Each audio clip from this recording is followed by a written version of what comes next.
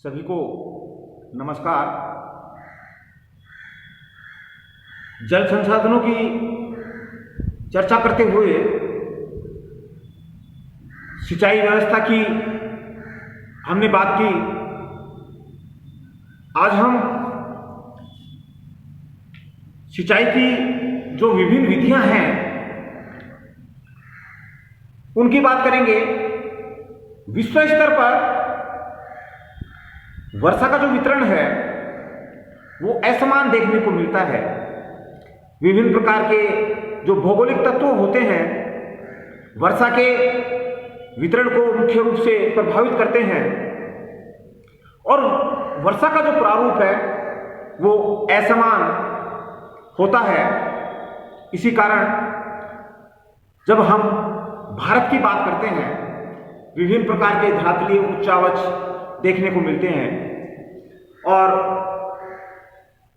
विभिन्न प्रकार के जो जलवायु विभाग हैं वो देखने को मिलते हैं। फलस्वरूप यहाँ वर्षा का जो वितरण है वो काफी असमान देखने को मिलता है। पूरे भारत में कहीं ऐसा क्षेत्र है जहां विश्व की सर्वाधिक बारिश हो रही है। एक ऐसा क्षेत्र भी है जहां 30 सेंटीमीटर से कम बारिश होती है। मध्यम वर्षा वाले क्षेत्र भी देखने को मिलते हैं और बहुत ज्यादा वर्षा वाले क्षेत्र भी देखने को मिलते हैं। सिंचाई की जब बात कर रहे हैं तो कुछ क्षेत्र ऐसे जो भौगोलिक स्थिति में भी वो अच्छे हैं, धरातल समतल पाया जाता है, जलोढ़ मिट्टी का विस्तार पाया जाता है और उस क्षेत्र में पूरे साल भर नदियां भी लगातार प्रभावित होती हैं। फलस्वरूप खेती के लिए पर्याप्त मात्रा में पूरे साल भर उस क्षेत्र को जल प्राप्त होता है और वहां बगैर सिंचाई भी कृषि कार्य आसानी से संपन्न किए जाते हैं। लेकिन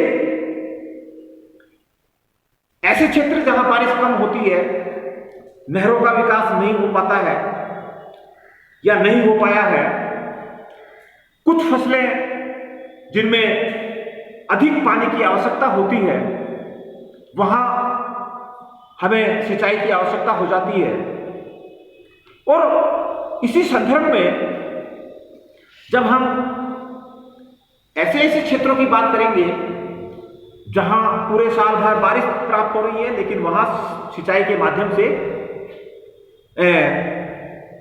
अनेक विधियों के द्वारा वहां सिंचाई प्राप्त हो रही है, तो भारत में सिंचाई की आवश्यकता क्यों महसूस होती है, क्या कारण हो सकते हैं, उसमें हम जब बात करते हैं वर्षा की अनिश्चितता। भारत में दक्षिणी पश्चिमी मानसून के द्वारा बारिश संपन्न होती है और लगभग 2.5-3 महीने अपने पूरे इंडिया में वो बारिश संपन्न करता है मानसून हवाओं के द्वारा। लेकिन भारत में वर्षा की अनिश्चितता होती है। ये जरूरी नहीं है कि मानसून आने के बाद में लगातार वो बारिश संपन्न हो। भारत में ये देखा गया है कभी तीव्र बारिश होती है, रुक जाती है और 20-25 दिन का गैप उसमें आ जाता है, फसल बर्बाद हो जाती है, बीज खराब हो जाता है। तो यहां वर्षा की अनिश्चितता लगभग हर साल देखने को मिलती है। किसी समय औसत रूप से ज्यादा बारिश हो जाती है और किसी समय औसत रूप से बहुत कम बारिश होती है। तो वर्षा की अनिश्चितता भारत में हर साल देखने को मिलती है। साथ ही वर्षा का असमान वितरण भी हमें भारत में देखने को मिलता है। हम दक्षिण से उत्तर की ओर आएंगे और पूर्व से पश्चिम की ओर आएंगे, वर्षा की जो मात्रा है वो कम होती जाती है। वर्षा की मात्रा कम होती जाती है, यानी ये वाले क्षेत्र और ये वाले क्षेत्र, पूर्वोत्तर का हिस्सा और मालाबार का जो तटीय क्षेत्र है वहां सर्वाधिक बारिश संपन्न होती है और उत्तर की ओर और पूर्व से पश्चिम की ओर आते हैं बारिश की मात्रा कम होती जाती है। खासकर राजस्थान में, राजस्थान का जो सीमावर्ती क्षेत्र है पाकिस्तान से सटा क्षेत्र, लगभग 15 सेंटीमीटर से कम बारिश वहां देखने को मिलती है।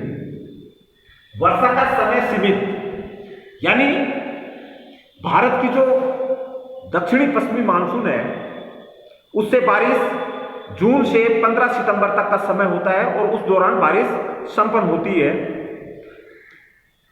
खरीफ की फसल का उत्पादन हम उस दौरान कर रहे हैं, उस समय गर्मियों के समय करते हैं, लेकिन रबी की फसल का उत्पादन भारत में शीतकाल में किया जाता है, क्योंकि वर्षा का समय सितंबर में खत्म हो जाता है और रबी की फसल के लिए पानी की आवश्यकता हो जाती है, जिसके लिए सिंचाई एक महत्वपूर्ण साधन बन जाता है, जिसके कारण सिंचाई महत्वपूर्ण साधन बन जाता है। जनसंख्या की वृद्धि, जैसे जैसे हमारे देश में जनसंख्या बढ़ रही है, तीव्र गति से बढ़ रही है, फलस्वरूप हमारे लिए खाद्यान्न से संबंधित जो समस्या है वो उत्पन्न होगी। तो इसके लिए हमें करना है, सिंचाई के माध्यम से हम खेती के लिए भूमि का अधिक उपयोग कर अधिक से अधिक उत्पादन उस भूमि से हम प्राप्त कर सकें, ताकि जनसंख्या का जो भरण पोषण है वो हम आसानी से कर सकते हैं। तो जनसंख्या वृद्धि के साथ साथ हमें सिंचाई क्षेत्र में भी वृद्धि करनी पड़ेगी, ताकि हम प्रति हेक्टर जो उत्पादन है, कुल उत्पादन है, उसमें हम बढ़ोतरी कर सकें। कुछ विशेष फसल ऐसी होती हैं जिनके लिए अतिरिक्त पानी की आवश्यकता होती है। गन्ना है, जूट है, कपास है, अन्य जो व्यावसायिक जो फसलें हैं उनके लिए सिंचाई महत्वपूर्ण हो जाती है, क्योंकि अधिक इन क्षेत्रों में बारिश होती है। उत्पादित जो क्षेत्र होते हैं वहां औसत रूप से बारिश प्राप्त करते हैं, लेकिन उसके बावजूद भी इन फसलों को सिंचाई की आवश्यकता होती है। तो इस कारण भी सिंचाई के माध्यम से इन फसलों को हम जल उपलब्ध कराते हैं। मिट्टी की प्रकृति हमारे देश में विभिन्न प्रकार के भूआकृति पाई जाती है और उसी के अनुसार यहाँ मिट्टी का जमाव भी देखने को मिलता है। हर क्षेत्र की मिट्टी में अलग गुण होते हैं, अलग मिट्टी की प्रकृति होती है। कई मिट्टी ऐसी होती हैं जल को लंबे समय तक सोखे रखती हैं, लंबे समय तक उस मिट्टी में नमी मौजूद रहती है। कुछ मिट्टी ऐसी है जो कि कम समय में ही नमी को खो देती हैं। तो यहाँ जहाँ पर नमी की मात्रा मिट्टियों में कम होती है उस क्षेत्र में सिंचाई की अधिक आवश्यकता होगी। जहाँ मिट्टी में नमी की मात्रा बनी रहती है वहाँ कम सिंचाई की आवश्यकता होती है। तो मिट्टी की प्रकृति भी सिंचाई को निर्धारित करती है। वर्षा का रूप भी महत्वपूर्ण होता है, क्योंकि सिंचाई के लिए मध्यम जो औसत वर्षा होती है, न तो तेज गति से न हल्की गति से, मध्यम गति से जो वर्षा होती है वो फसलों के लिए बहुत लाभदायक होती है, फायदेमंद होती है। तो इस कारण जैसे भारत में कई बार देखते हैं अचानक तेज बारिश आ जाती है, कई बार एकदम धीमी गति से हो जाती है। तो इस प्रकार कृषि को सिंचाई की आवश्यकता होती है। चारागाहों का विकास हमारे देश में, जब पशु संसाधन की बात करते हैं तो चारागाहों का जो रोल होता है, उनकी भूमिका होती है, वो महत्वपूर्ण बन जाती है। तो चारागाहों के विकास के लिए भी सिंचाई महत्वपूर्ण हो जाती है। क्योंकि जिन क्षेत्रों में कम बारिश होती है वहां सिंचाई के माध्यम से हम चारागाहों का विकास कर सकते हैं, ताकि हमारे पशु उन पर आधारित हो, वहां अपना भोजन उन चारागाहों से वो प्राप्त कर सके।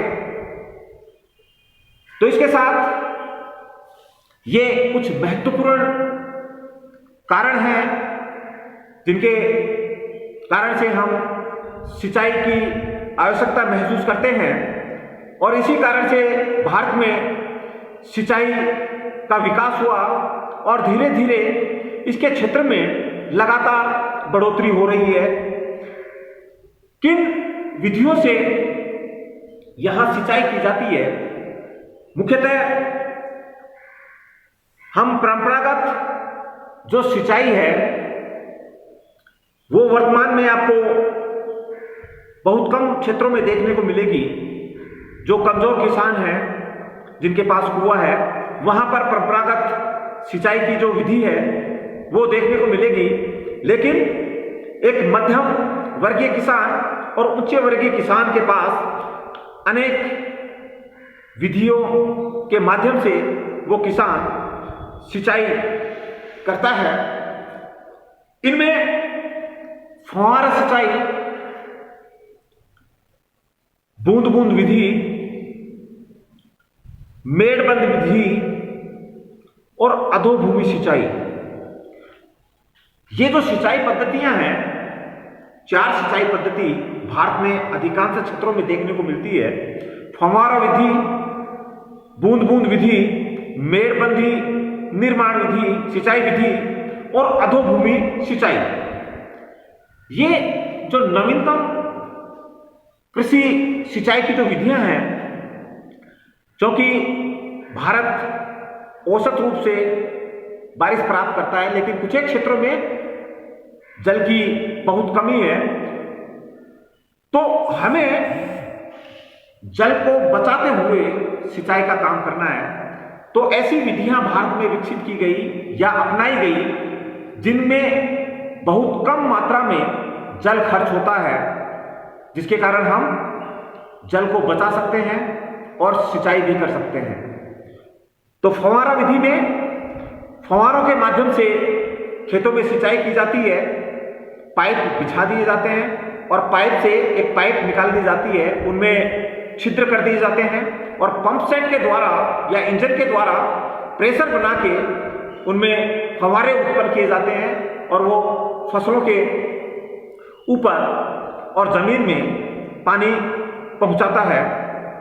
बूंद बूंद विधि एक महत्वपूर्ण विधि जो शुष्क क्षेत्रों में बड़ी लाभदायक है। जहां कम बारिश होती है उन क्षेत्रों में बड़ी उपयोगी विधि है।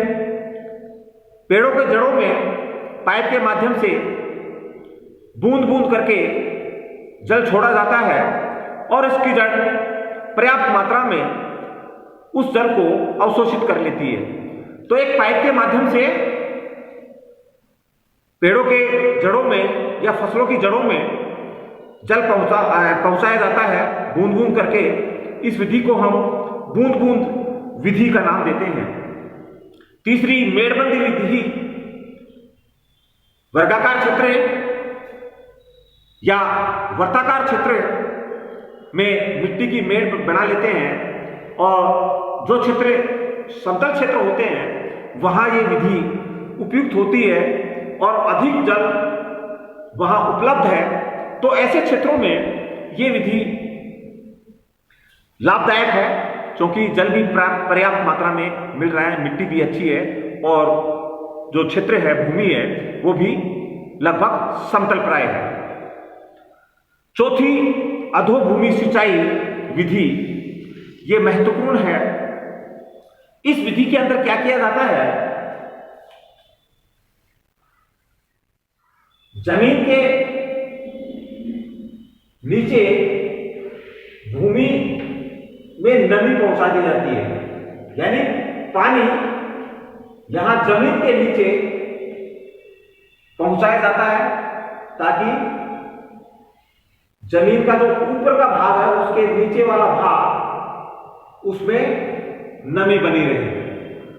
इसको हम अधोभूमि सिंचाई विधि का नाम देते हैं। तो इस प्रकार ये 4 मुख्य विधियां वर्तमान समय में काम में लाई जाती है किसानों के द्वारा, और सिंचाई के माध्यम से हम प्रतिवर्ष उत्पादन, खाद्यान्न उत्पादन में वृद्धि कर रहे हैं, और हम इस स्तर पर पहुंच गए हैं कि कुछ फसलों का हम निर्यात भी अनेक देशों को करते हैं। तो आने वाले समय में हम सिंचाई के आधार पर अनेक खाद्यान्नों का निर्यात करेंगे, लेकिन हम सिंचाई के माध्यम से एक समस्या भी हमारे सामने आती है। ऐसे क्षेत्र भी देखने को मिलते हैं जहां बारिश ज्यादा होती है, पूरे साल भर जल उपलब्ध होता है, सिंचाई अधिक की जाती है, तो हमारे सामने लवणता की समस्या आती है। भूमि के ऊपर नमक जम जाता है, अनेक अशुद्धियां ऊपर आ जाती हैं, जल प्लावन की स्थिति उत्पन्न हो जाती है, खादर के ऊपर हिस्सा जिसको हम बांगड़ क्षेत्र बोलते हैं, रेहर और अन्य प्रकार की जो समस्याएं हैं, नमकीन तत्व हैं, वो जमीन के ऊपर आ जाते हैं। तो अधिक सिंचाई के कारण भूमि का जो उपजाऊपन है वो भी धीरे धीरे खत्म होता जाता है। तो इस प्रकार सीमित मात्रा में हमें सिंचाई के माध्यम से अधिक उत्पादन हमें करना है, ताकि हमारी भूमि का जो उपजाऊपन है वो भी सुरक्षित रहे। Thank you.